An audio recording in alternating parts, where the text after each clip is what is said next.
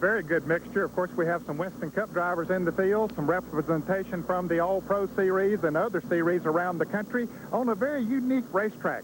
Many of them haven't run this type of a track before, or this very racetrack, so it'll present a very special challenge to them. And I think unpredictable is a way that we can describe this race. And for more on the unpredictable situation, let's go to the editor of Stock Car Racing Magazine in the pits, Dick Berggren. Ned, I like races with uncertainty at the drop of the green. If you do too, you're going to love this one. We've got drivers very experienced on this track and drivers who have only seen it on TV. There are 3 distinctly different types of engines starting in the top 4. Local crews almost never do pit stops, and they're going to compete against highly experienced men from the Winston Cup. There's a spec tire for this race that many of the teams know well, while others never even met it. Winston Cup regulars will race against rookies. Wow! If unpredictability turns you on, this is your kind of race. And there's quite a story inside the battle for the championship. And for more about that, Dr. Jerry Punch. Well, thank you, Dick. You know, Roman Kalzinski, the current point leader, has been a bridesmaid the past 2 years. This year, he may be the bride. He is the current point leader on the Southwest Tour. He has a 48-point advantage over this young man, Troy Beebe, a 26-year-old driver from Modesto, California. Now, Beebe was only trailing by 2 points a couple of weeks ago when they went to Bakersfield, California. But mechanical problems foiled Beebe's effort. He finished a distant 18th and now trails by 48 points with this the only event remaining. He must pull out all the stops. He's starting back in 22nd spot. He will control his own destiny. He must finish at least 10 spots in front of Roman Kalzinski. This young man with hopes of a Winston Cup or Winston West future next year must make it today. He must control his destiny and possibly may win a Southwest title. Gentlemen? All right, thank you, Jerry. And Troy Beebe will be starting in the middle of the pack. This car right here will be on the pole for today's race, and so let's take a look at the starting lineup. That car will be driven by Mike Alexander, one of the Winston Cup drivers in car number 84. To his outside in row number 1 will be Rick Corelli in car number 6. The second row, Jim Thurkettle in number 5 and Daryl Waltrip in 17. Row number 3, Rick Crawford in 114 and Dale Earnhardt in number 12. The fourth row, Ron Hornaday Jr. in 79 and Mike Hood in 72. In row number 5, it'll be Davey Allison in 28 and Ken Schrader in number 2. Mike Chase in 22 and Roger Gannon in 23 make up row number 6. In the seventh row, it'll be Dennis Dyer in number 9 and Garrett Evans in 64. Randy Laskowski in 172 and Roman Kalzinski in 75, the current point leader, make up row number 8. In the ninth row, Pete Harding in 139 and John Packwist in 73, Danny Crafton in 46 and Ray Hooper Jr. in number 70 in row number 10. Row number 11, it's Troy Beebe in 98 and Ken Pedersen in 39. Row 12, 77, Larry Lord and 06, Ray Lawson Jr.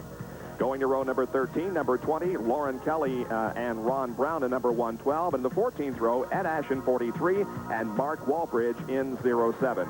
As we take a look at the rest of the starting lineup, you can indeed see that it is a nice mixture of drivers that will be competing here this afternoon. And Ned, it's a race of 186 laps. That's 186 miles, 300 kilometers. They should be able to run this race on one fuel stop, Bob. The tires that they're using, everyone has the same brand of tire, which is Hoosier, the same compound. We don't know how the wear might be. One thing that does have to do with wear on this racetrack, especially if the wind should get up a little bit, it can blow dirt on the racetrack, and of course that has a tendency to grind the rubber off of the tires and also make the racetrack very slippery. And so the field is on the grid in the pit area. In just a few minutes, they'll be rolling out for some warm-up laps, and we'll be getting started in the Southwest Tour AC-Delco 300. It's been a very competitive one in 1988, 18 races, and there have been 12 different winners. And the guy that has won 3 times this year on the circuit and who is leading the points as we go into this final race of the season is the number 75 car driven by Roman Kalzinski. His closest opponent in the points is Troy Beebe from Modesto, California. He is also a 3-time winner this year in the Southwest Tour Series, and he will be driving for the number 98 car this afternoon in the middle of the pack.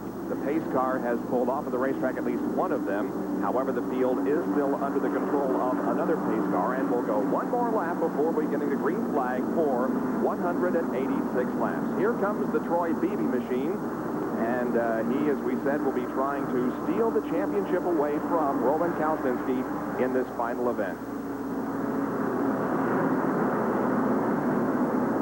Troy with with a problem in qualifying and crashing his car, and so did this man. Number 25, Jerry Bowers, who had a problem during the qualifying session and damaged his car beyond repair. So he's starting the backup car and will go from 40th position. And that's a tough position to be starting from, Bob, because it's a tough racetrack to pass on. The track that they'll be competing on, Phoenix International Raceway, is 1 mile in length. The pole time was 28.517 seconds at a speed of 126.240 miles an hour. The length of the race is 186 laps, and they'll be able to go about 100 laps before the necessity of a fuel stop. And they will go one more lap before getting the green flag. Daryl Waltrip, car number 17, starts alongside the number 5 car, driven by Jim Thurkettle. And fans don't get to see Daryl Waltrip in this type of competition very often. However, this is his own race car, so he does run some of these type races primarily in the Southeast. So Waltrip will be starting this race from the outside of row number 2 in 4th starting position. His qualifying speed was 124.762 miles an hour as opposed to the pole speed of 126.240. There's Dale Earnhardt, who will be driving car number 12. Three-time NASCAR Winston Cup champion.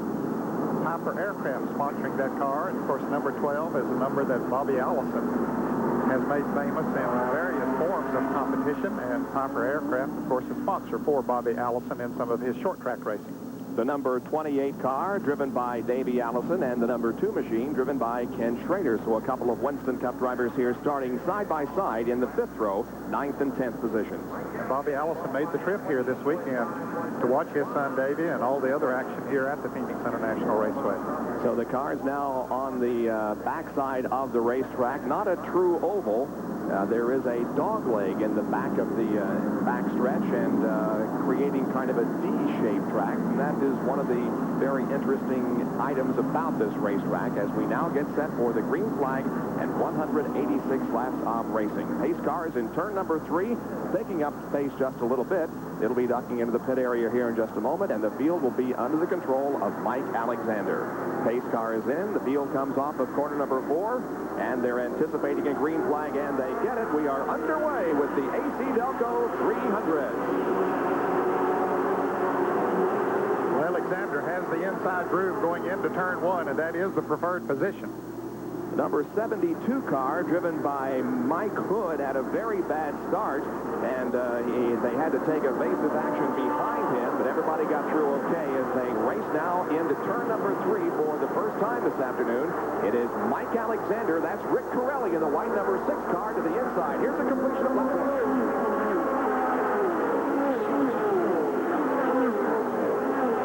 Thurkettle in car number 5 is battling for second position alongside of Rick Corelli, and Dale Earnhardt is also right down. Now Corelli pulls out just a little bit in the white car number 6. Thurkettle is in the red car number 5. Then the number 12 car driven by Dale Earnhardt, and that's Daryl Waltrip in car number 17. As battles are being fought for, Waltrip is on the high side of the racetrack, and that does not appear to be the fastest groove, as he is losing a position to Ken Schrader in the white car number 2. Yeah, he lost several positions when he moved up on the outside of Earnhardt going into turn 4, trying to take over the fourth position, and boy, he went backwards in a hurry. So we're watching Ken Schrader and the number 17 car of Daryl Waltrip. Also in the thick of the battle there is the number 75 car driven by Ron Fornaday Jr. of Palmdale, California. And Davey Allison right behind them, so a lot of good racing here early. Battle for third place going into turn 1. The number 12 car is driven by Dale Earnhardt and the number 5 of Jim Thurkettle. Now it is Earnhardt that has gone into third position, and he is continuing to move up nicely on the field. Now Daryl Waltrip has found himself an inside position. Worked a little better for him, however, he was not able to take that position away. Davey Allison is doing a little mixing up there, too. So Mike Alexander has pulled away from the field. We do have a crash up in turn number 3 as a couple of cars are up against the wall. Some contact in the turn number 3 area, and the number 20 car of Lauren Kelly is involved in that crash. And I believe it's also the number 77 car of Larry Lord. And the field is slowed now on the backstretch for the first time this afternoon. It is Mike Alexander that is leading the race with Rick Corelli second, and then Dale Earnhardt running in third place as the first caution period of the afternoon has come out. The number 20 car that was driven by Lauren Kelly has made it to the pit area. However, this other car involved in the crash, Larry Lord, car 77 rather, from Riverside, California, is still up against the wall in turn number 3 now. The car begins to back down the racetrack, trying to get headed in the right direction as the crew goes to work on the Lauren Kelly car here in the pit area. And the right front fender is eventually almost gone from the car. In fact, they've torn it away, Bob, and that should not hurt him too much, though, affect the aerodynamics a little bit. Doesn't seem to be too much damage to his car as they change the right side tires, but he is going a lap down, and the car number 77 gets back to the pits as well. And the crew goes to work on that car also, changing the tires on the right side of the car and bending out the bent body work at the right front of the race car. So we are under caution here with 5 laps completed in the AC-Delco 300 Southwest race from Phoenix International Raceway. Back to green now with the lead being held by Dale Earnhardt in car number 12. Running in second position, Mike Alexander, and Ken Schrader is third as the pace car pulls into the pit area once again. And here comes the field. Let's see if Dale Earnhardt gets the good jump. Last time we went off a caution period onto green, the leader at that time was Mike Alexander, and he was a little bit asleep, but not Dale Earnhardt as he stands on the button and the race resumes into turn number 1. Yeah, Mike is just a little bit slow on those restarts. Earnhardt got him by about 4 or 5 car lengths that time. Earnhardt now stretching out the advantage by 4 or 5 car lengths, but here comes Mike Alexander once again, closing in on the corners.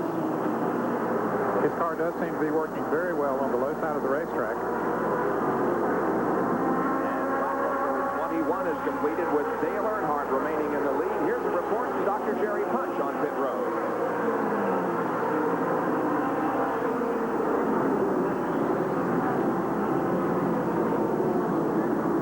Well, gentlemen, this car that Dale Earnhardt is driving, this wax shop Piper aircraft Buick, was a car that Ray Dillon owns. Dillon Enterprises out of North Liberty, Indiana. It's a fairly famous car builder all across the country. He built this car for Bobby Allison, and Bobby ran this car out here last year in this same race and finished second.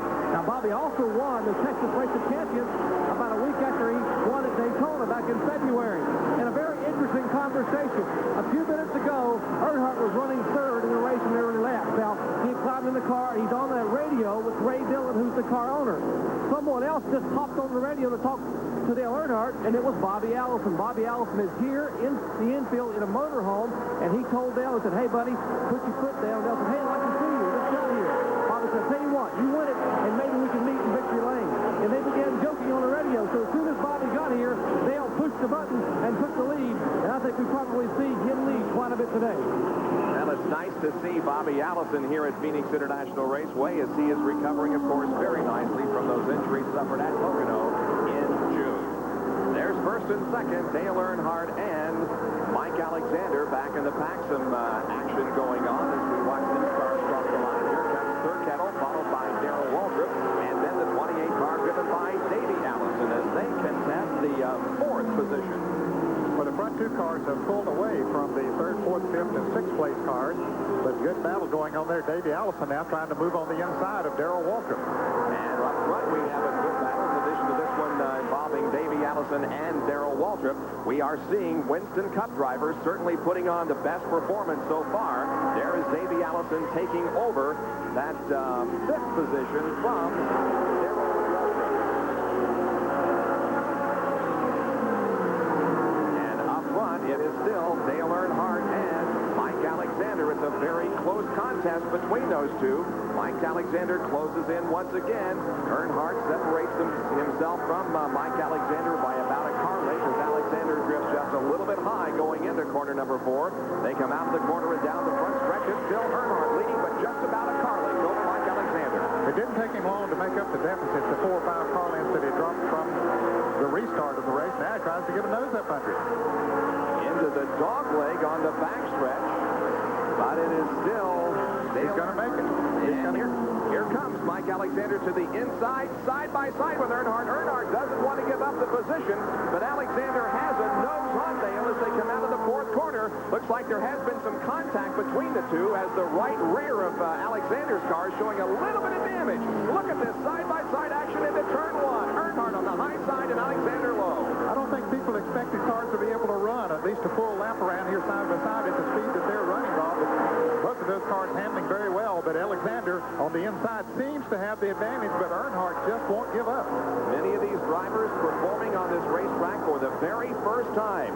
Now Earnhardt wants to go to the inside position. They switch positions in turn number 4. Alexander now has the lead, and we'll see what Dale Earnhardt will do. They approach some of the slower traffic as they begin the lapping process already in turn number 2.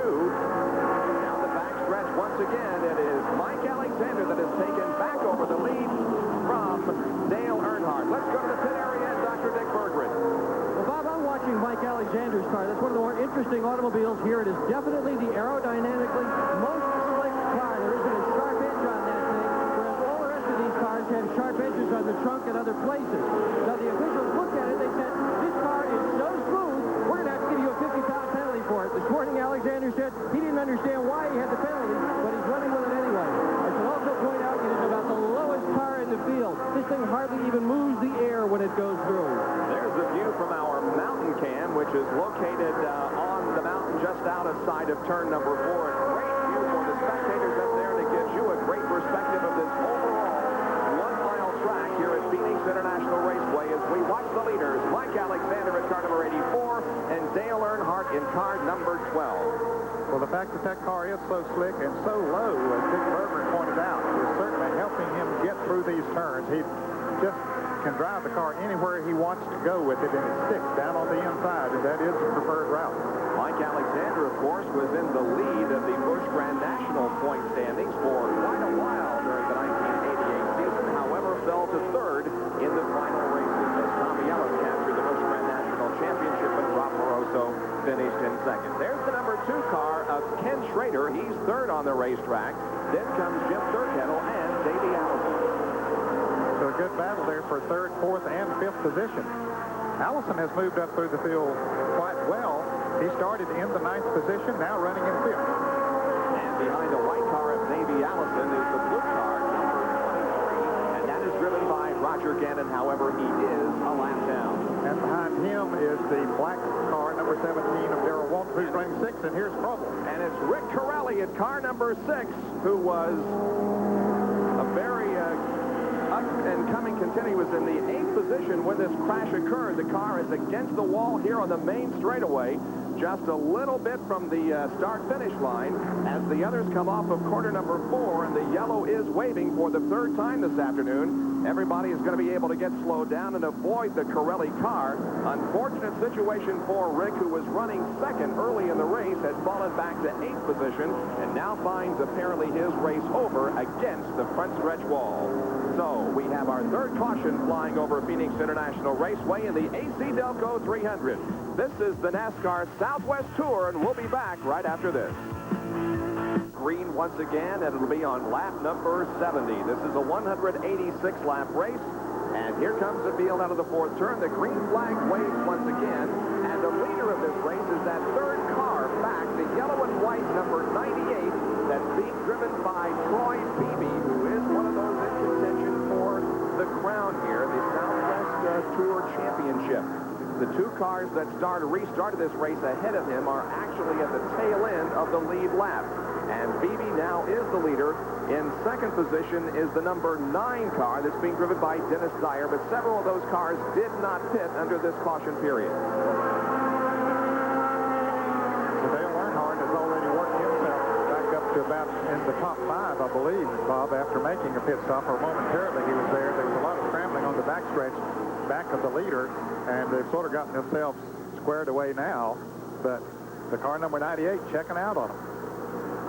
So Beebe is the leader at this point, looking for a championship in the Southwest Tour division, but most of these guys that did make a pit stop a few laps ago have fresh tires and will be catching up to Troy with just a few more laps as they begin to thread their way through the slower traffic. Here are some of them. That's Earnhardt there in car number 12. The 73 car is John Packwis from Albuquerque, and that is 4th and 5th at the moment. And Packwis hanging on tight on the outside, but he sees coming up on some slow cars, and he just simply backed off of the gas, which was a good, smart thing to do. But look at Earnhardt, just dogging his way through the pack. He wants to get back to the front in a hurry. Once again, trying to lap the 23 car, driven by Roger Gannon from Redding, California. Earnhardt now on the inside does make the pass going into turn number 1 as the 23 car goes high on the racetrack. But that was the number 73, the yellow car, is hanging right in there, and he has certainly been at least among the more impressive of the regular Southwest Tour guys here in the first 73 laps. Doing a great job coming from back in the pack, starting in 18th position and got up there in the top 5, was running 4th before this caution came out, and now running with Dale Earnhardt and giving some good lessons there in tight races. He is twice a champion at the 3rd mile dirt track in his hometown of Albuquerque. John Packwis is. He had no pavement experience prior to his Southwest Tour rookie season, 1987. Finished 2nd in the road race at Sonoma, was the youngest driver ever to win a pole at Riverside, California in the Southwest Tour division. We're talking about John Packwis, the driver of the yellow car number 73 that is currently being shown in 6th spot. Earnhardt in the 5th position, trying to work his way back up. Now, they reported in the pits that Mike Alexander took on left side tires. Earnhardt, Waltrip, and several others took on right side tires. Here's Earnhardt making the move again. That's the number 39 car that's featured by Ken Pedersen from Sausalito, California. You know the Ken Pedersen name from Pro Mazda series, one of the open wheel divisions, but Pedersen is now in this car number 39 for this race here this afternoon. The number 25 car is driven by Jerry Bowers, and the 9 car is Dennis Dyer from Palmdale, California. Jerry Bowers and Rick Crawford, and I think there were 3 cars that were sponsored in this race, Bob, by the Wide World of Maps Incorporated, so they're really into this Southwest Tour division. The battle for 2nd position going on right here. That is Troy Beebe leading the way in car number 98. The 25 car of Bowers is in 2nd position. Dyer in 3rd. As we're watching the Winston Cup drivers move up through the traffic, Dale Earnhardt all the way up to 4th place. The Bowers is hanging right in there in the red and silver car number 25, right behind the leader, Troy Beebe. And he started all the way back in 41st position and now running 2nd. Remember, that is a backup car. He did have an accident during the qualifying session yesterday and was able to bring in his backup car and start in, and he has made a nice progression up through the pack. Has made a pit stop, but did not pit during the most recent caution period, and that's the reason why he is already up there in the front of the pack. And now he challenges Troy Beebe, and we have a car backing into the wall right in front of us here. That's the 13 car of Kathy Howard, and Beebe spins to avoid hitting, and several other cars are going to spin also. The number 9 car, driven by Dyer, is involved in a spin. As the Kathy Howard car was sliding to a stop, Troy Beebe was right there, had to stand on the brakes to avoid hitting her, slid to the inside of the racetrack, tagged the inside wall, and then here came Dyer in the number 9 car, and he spun and tagged the outside wall. It's a 3-car accident and a major setback for Troy Beebe as he has damaged that car in his quest for the Southwest Tour Championship. He might be able to continue, Bob. There's some damage to the right side of the car, but he does have it fired, and you can see him trying to get it righty so he can get back around the other way, but evidently he doesn't have a reverse. He had a forward gear, but now he gets it going backwards, and he wants to stay in the lead lap. He'll get back to the pits, and maybe they can make repairs and keep him in the race, but he had to simply just turn square left to avoid the car number 13 that is spun in front of him. Jerry Punch is in the pit area. Jerry?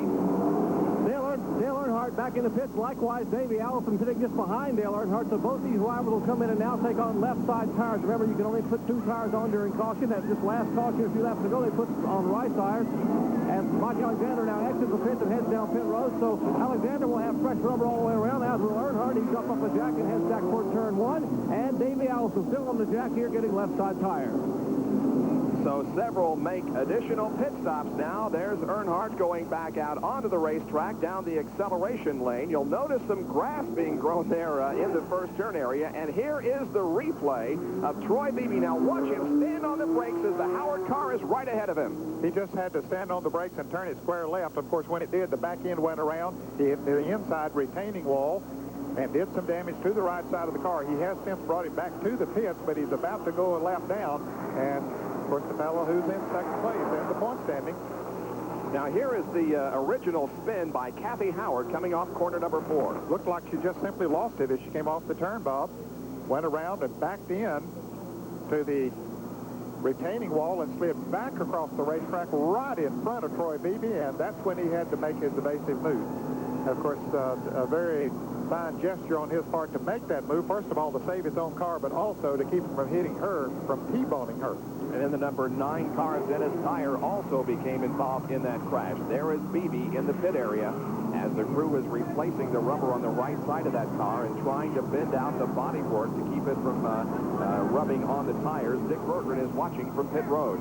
Well, Bob, they got more problems here than just changing tires. When Beebe came down pit road, the car was crabbing. That means the rear end is not straight in the car. It's crooked in the car. It's almost impossible to drive the car even at slow speed with a rear end that's out by, say, a 16. This thing looks like it's out by an inch or 2. So these guys have really got their work cut out for them if he's even going to get back into the race again. Now, they just removed the rear deck here to go to work on that back end and try to straighten it. That's his dad, Alan, looking into the rear end of the car to see what's going on. There's also action going up pit road with Jerry Punch. Jerry?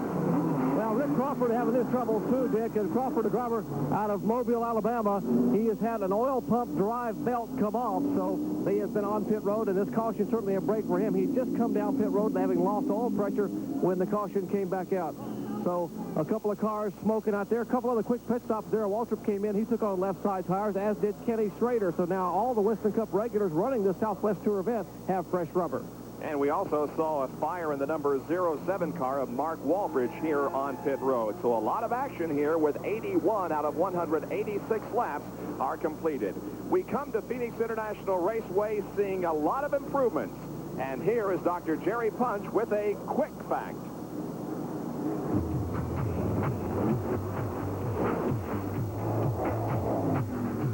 Quick Facts are brought to you by Quaker State Motor Oil. The big Q stands for quality. Always has, always will. Phoenix International Raceway first opened in March of 1964 when the legendary A.J. Foyt won a 100-mile champ car event here. But it was not for 21 years. In fact, September of 1985, when a cotton farmer from nearby Chandler, Arizona, one Emmett Buddy Job, purchased this place and began a $5 million renovation plan. That $5 million plan included beautiful high-rise grandstands here on the front stretch, VIP lounges, 10 of them outside of Turn 1, an expanded pit road that would accommodate 41 cars, a beautifully enclosed covered garage area, and a real fan comfort, this Goodyear crossover bridge between Turns 3 and 4. $5 million well spent, as Buddy Job has turned this place truly into a flower in the desert. Even since we were here in the early part of this year, tremendous changes and improvements to Phoenix International Raceway. We'll be back for more of the AC-Delco 300. 300 on lap number 150. Dale Earnhardt crashes against the second turn wall. Could have been a tire, Ned. It looked like that it might have been a tire. As he went into the turn, it just shot straight up into the wall, and we see Earnhardt bringing the car around, but certainly he's out of contention and probably out of the race here today. Tough break for Dale Earnhardt, who has shown some major strength here throughout the race, leading for quite a while. Here's a replay of what happened up in turn 2. Well, you can see him is already up against the wall, and it looks like the right front of the car is down, as if a tire had blown going into the turn.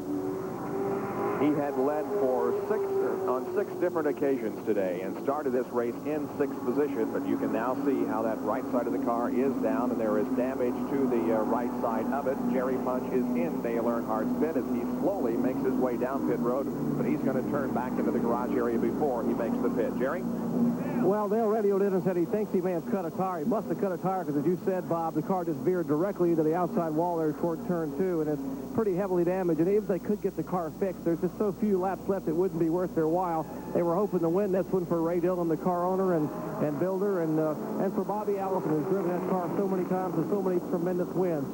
But it just won't be, so they take the car back toward the garage area. Dale Earnhardt retires from competition here in the AC-Delco 300. We have some cars that are making pit stops, including Ken Schrader in car number 2, who is in for a stop. He was running in 4th position when he came in for the pit stop. Also, Troy Beebe, as we get our wide shot from the mountain cam once again. Also, Troy Beebe is in the race for a change of tires on the right side. There is Ken Schrader as he goes back out onto the racetrack. And right behind him will come Troy Beebe in car number 98. Beebe has experienced some misfortune here this weekend because of his crash in qualifying earlier this weekend, and he has also suffered a spin here in this race. He is 11 laps down to the field. He is obviously dejected. He has, for all practical purposes, lost the Southwest Tour Championship this year. Roman Kalsinski, if things continue right now, will be the champion. Back in a moment. Alexander leads the field down for a restart of this 300-kilometer affair. Daryl Waltrip is in 2nd position. Jim Thurkettle is running in 3rd spot now as they go into the turn single file. But, oh, Alexander's car must have something wrong with it as he slows dramatically and is being passed. I believe he's got a tire going down or something, Bob, because he went into that turn and it almost turned sideways with him. Mike Alexander definitely has a problem. Waltrip has taken over the lead, and Alexander will be heading to the pits. And Roman Kalsinski there in car number 75 had to get on the brakes hard to avoid hitting Mike Alexander. Kalsinski wants to finish it because he can win the Southwest Tour Championship. So now we see Mike Alexander headed for his pit, and yes, indeed, the crew is going to change the tires on the right side as Jerry Punch is right there. Well, Scott Houston puts the jack plate to the right side of the car, and Chip McCord, the Alexander crew chief, they go to work on the right side, putting 2 striped Hoosiers on the turbo blue machine for Mike Alexander. He keeps the car revved up, and he almost stalls it on pit road. He gets it fired and heads down pit road in 14 seconds. Pretty good pit stop for this crew. Well, Jerry's going to have to hurry, though. The leaders are coming around. He's going to go a lap down. Daryl Waltrip moves around him as he goes into turn 1. You can see him down on the pit lane, and Waltrip going by on the outside. So Mike Alexander does go a lap down.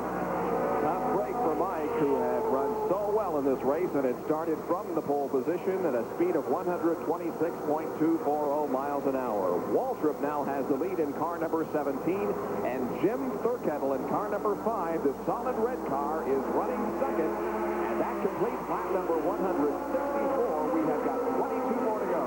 And Bob, before that last caution, Thurkettle was really working on Daryl Waltrip. In fact, he's in a threatening position there right now. His car has run well all day. Look at him move right up, and he's going to try to take him on the outside. Can he do it? Thurkettle's car working well. He is on the outside in turn number 3. Waltrip has the inside groove. Side-by-side racing. Waltrip, the slight advantage, but now as they come out of the 4th corner, it's going to be Jim Thurkettle taking over the lead from Waltrip. And we have our 5th leader of the afternoon. Well, Thurkettle not intimidated by these Western Cup drivers. He just made a good move on the outside. Waltrip's car, I don't know, it doesn't seem to be running quite as strong as it was a little bit earlier because that pass looked almost too easy there, Bob, as he tripped up on the outside as if Waltrip's car might not have had full power. So Jim Thurkettle, 10th in points in the Southwest Tour coming into this race. We asked him earlier in the weekend, do you like running against the Winston Cup drivers? Well, you know, we kind of like it from the standpoint that, you know, we'll learn a few things from them. But, you know, on the other hand, some of the advantages we have kind of bother us a little bit. They've allowed this ASA body to run for this particular race, this one-time deal. And they have some aerodynamic advantages, and I don't think they need it. Certainly not learning much from these drivers. Well, a little bit of smoke there from the Thurkettle car. I was going to say he's teaching the Winston Cup drivers perhaps some lessons because he has taken the lead now. And it is Daryl Waltrip 2nd. But here comes Mike Alexander trying to unlap himself. Boy, with those new tires on the right side, he just zipped by Waltrip, no problem at all. Now, if he can catch Thurkettle and get around him, have the fortune of another caution flag, Mike Alexander could get right back in this race. Don't count him out yet, although we have less than 20 laps to go. It is Mike Alexander, who is definitely the fastest car on the racetrack, as he closes in now on the leader, Jim Thurkettle, in an attempt to get his lost lap back. He lost that lap when he had to come in because of a flat tire on the right side of the car. And the number 2 car of Ken Schrader, we will tell you, while we watch the action on the racetrack, has gone behind the wall. He had been on the lead lap all day, but Ken Schrader, another one of the Winston Cup drivers who dropped out of this competition late in the event.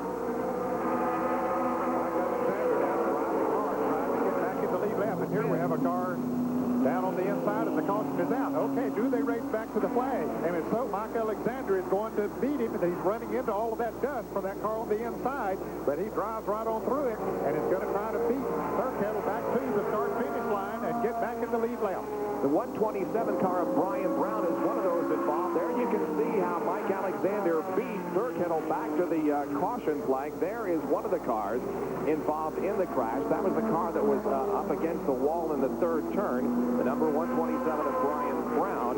And the other car involved in the incident is the number 26 car driven by Scott Lee from Vista, California. He was on the inside kicking up a tremendous amount of dust there in turn number 3 that created some visibility problems. But the caution flag is over Phoenix International once again for the 11th time this afternoon.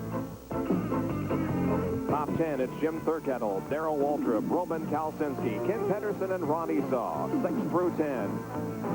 Ray Hooper Jr., Jared Evans, Mike Alexander, Mike Chase, and Keith Van Houten. The AC-Delco 300 being brought to you from Phoenix International Raceway by Purolator, the first name in filters. For Pure Oil now and Pure Oil later, it's Purolator. And by Quaker State Motor Oil, the big Q stands for quality. Always has, always will. We're about to go green once again, the lead held by Jim Thurkettle. Let's get a report on that car from Jerry Punch. Well, Thurkettle went by Waltrip a few minutes ago, and a lot of people were wondering why, but he has a 12-to-1 high-compression, 358 cubic inch engine. Now, he must weigh 150 pounds more than everybody else because of the high compression, but he's like a rocket coming off the corners. Waltrip, on the other hand, has a 274 cubic inch V6, and he has a bad push in the car, so those two things together are giving Thurkettle the advantage. Let's go up pit road to Dick Bergman. Dick?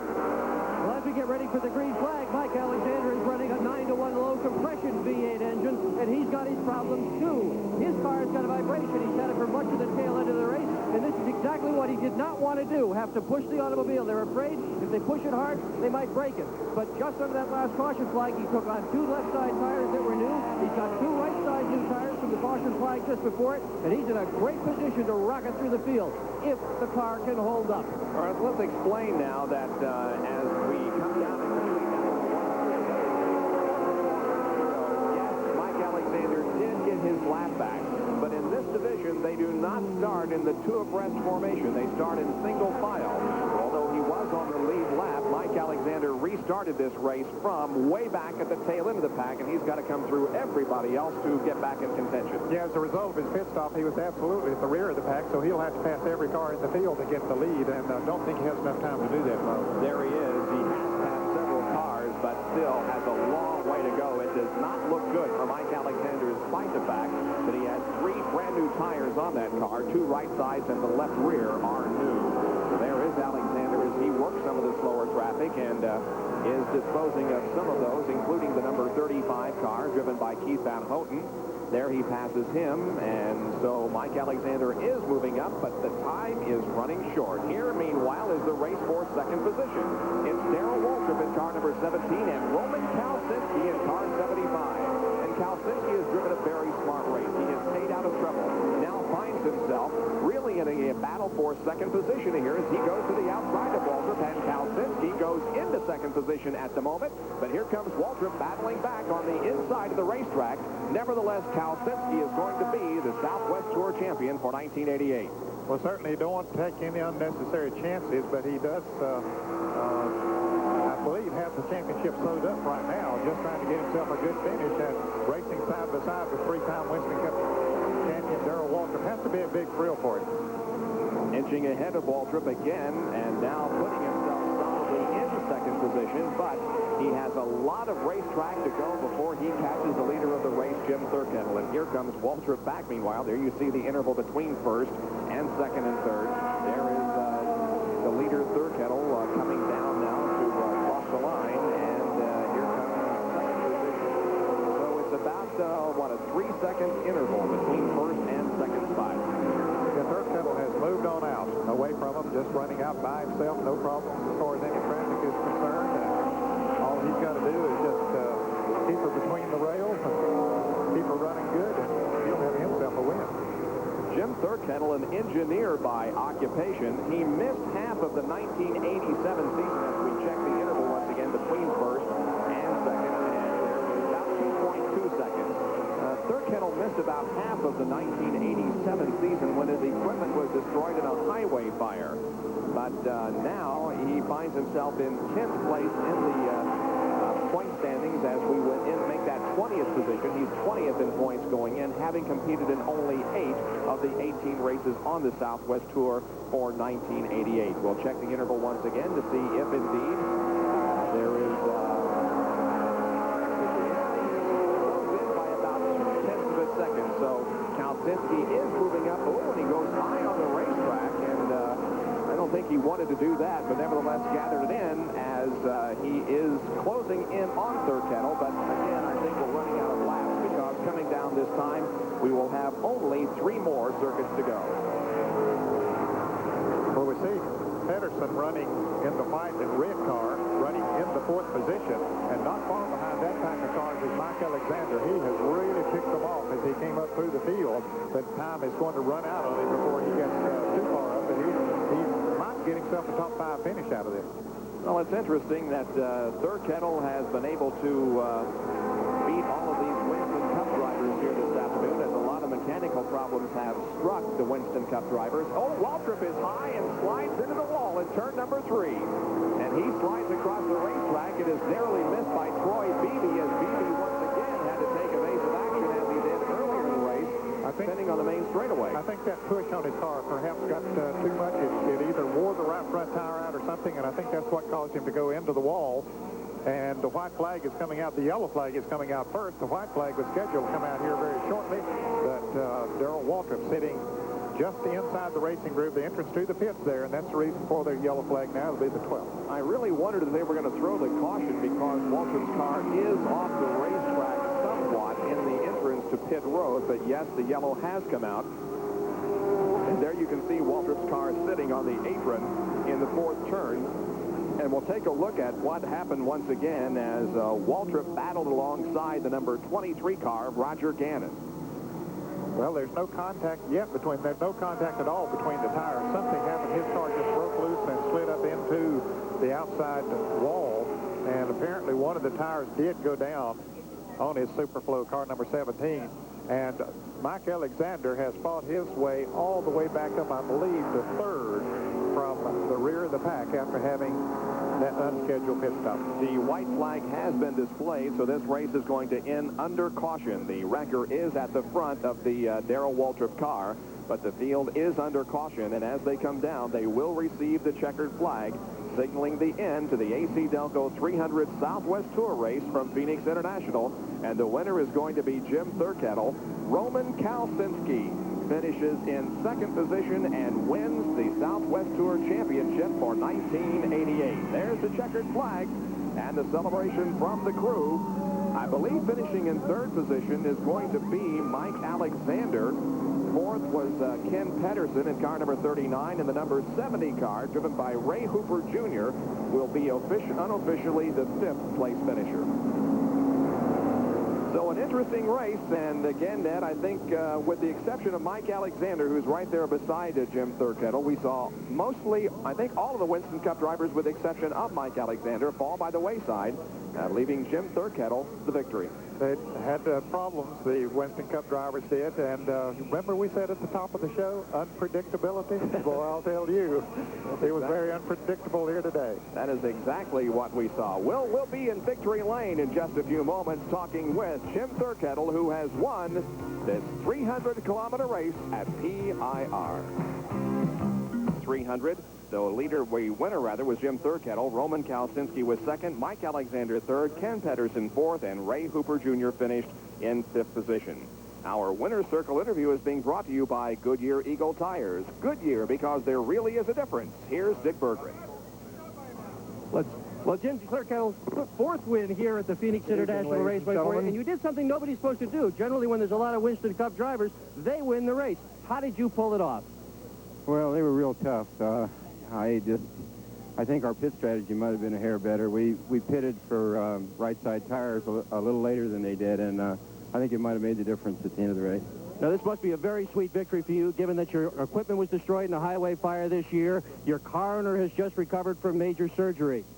Yeah, I'd like to dedicate this win to Red and hope he gets better real soon. What happened in the right front corner of the car? It looks like you caught somebody big time in the right front fender. Well, there was a lot of traffic out there, and I think I ran into a couple people during the course of the race. Things got real tight in turn 3 a time or two. Well, this is a smooth race driver. He knows his way around this speedway, obviously. 4th win at Phoenix for Jim Thurkettle.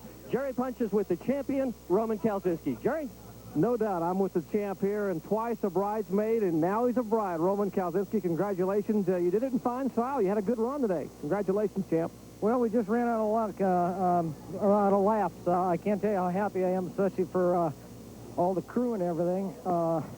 They've worked awful hard, and we just kind of paced ourselves all day, and they give me the green light, and then we started making little moves to the front, and unfortunately we run out a couple laps short, I think, is the only thing that we didn't accomplish this weekend. When you saw Beebe had trouble, did you realize then the championship was yours and you could sort of take the bridle off and go after him? Well, it was still a little bit too early after that. We have to wait a few more laps, and I can't remember when it was, but the crew was counting the laps and all that, and as soon as they gave me the green light, I think we passed. I think we made our move and passed about 7 cars. And the Spears Manufacturing Chevrolet. I wish we could have went out there and just went for the win, but championship's a little more important. Finishing second, and more importantly, the new Southwest Tour champ for NASCAR in the Winston Racing Series, 37-year-old Roman Kalzinski. And Roman, congratulations, champion. And our congratulations to Roman and the winner of the race, Jim Thurkettle. Well, Ned, when I remember this race that has just passed, I remember some great side-by-side racing all afternoon long, really. There was some great racing on this racetrack. I'll tell you, this is my first trip here to the Phoenix International Raceway. I am very impressed with what I saw, and I think that we're going to see some NASCAR racing here for a long, long time to come. Well, of course, the Winston Cup cars also competing on this racetrack here in Phoenix that has been until now basically an IndyCar track, but we indeed have seen some great stock car racing here this afternoon in the AC-Delco 300 for the Southwest Tour. The champion of the series is Roman Kalzinski, and the winner of the race is Jim Thurkettle. So my thanks to Dick Berggren and to Jerry Punch, who worked the pit area, and to Ned Jarrett, who worked the booth. Thank you for joining us. We'll see you later. For now, this is Bob Jenkins. So long, everyone.